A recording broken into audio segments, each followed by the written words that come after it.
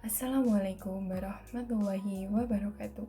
Perkenalkan, nama saya Fadia Ulfa dengan NIM 23104060026 dari Program Studi Pendidikan Kimia Fakultas Ilmu Tarbiyah dan Keguruan.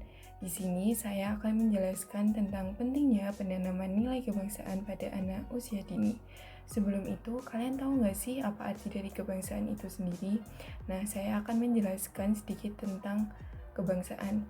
Kebangsaan adalah segala sesuatu yang berkaitan dengan identitas suatu bangsa, mulai dari semangat membela bangsa, sikap cinta akan tanah air, hingga ideologi yang hidup dalam suatu bangsa.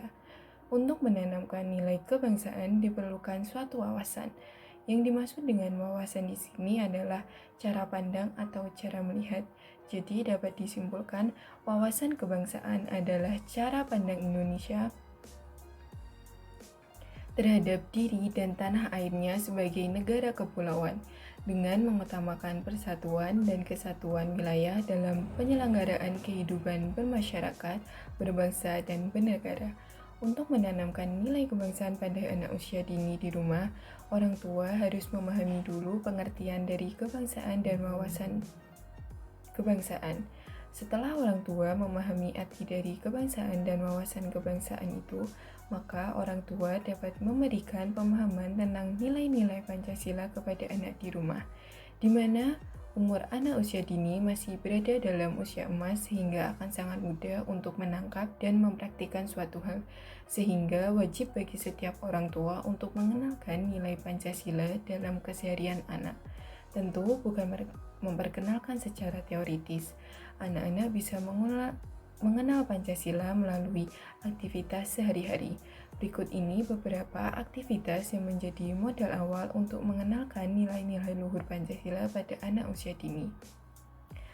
Yaitu yang pertama, pengamalan sila pertama, memberikan tugas kepada orang tua untuk mengenalkan dan mengajarkan anak tentang agama, yaitu dengan mengajak anak beribadah bersama dan membiasakan anak untuk berdoa di setiap aktivitas yang akan dilakukan anak.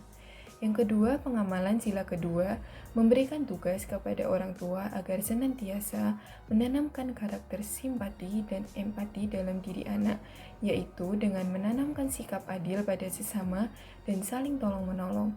Contohnya meminta anak untuk menolong temannya yang sedang terjatuh atau menghibur temannya yang sedang bersedih. Yang ketiga, pengamalan sila ketiga, orang tua wajib membiasakan anak untuk hidup rukun dan menjaga kerukunan di sekolah dan di rumah. Contohnya, mengajak temannya bermain bersama di rumah tanpa membedakan status sosial. Yang keempat, pengamalan sila keempat, tugas orang tua adalah memberikan kebebasan atau kesempatan untuk anak dalam menentukan keinginannya. Contohnya seperti memberikan kesempatan pada anak untuk memilih pakaian yang ingin mereka pakai sendiri, atau menanyakan kepada anak tentang menu makanan yang ingin dia makan. Ini dapat membiasakan anak berpendapat dan mendengarkan pendapat orang lain. Yang kelima, pengamalan sila kelima, tugas orang tua membiasakan anak untuk berbagi dengan orang lain. Contoh sederhananya yaitu berbagi mainan atau makanan dengan temannya, dan orang tua juga harus mengingatkan anak untuk tidak boros serta harus bersikap adil terhadap semua teman. Nah, itulah beberapa contoh aktivitas yang dapat diterapkan orang tua kepada anak untuk menanamkan nilai-nilai Pancasila pada kehidupan sehari-hari.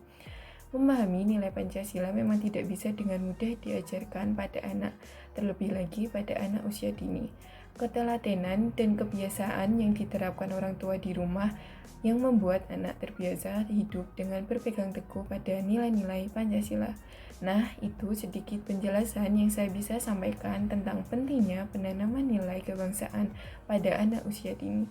Semoga apa yang saya jelaskan bisa bermanfaat, dan apabila ada kesalahan kata saya mohon maaf sebesar-besarnya. Sekian, wassalamualaikum warahmatullahi wabarakatuh.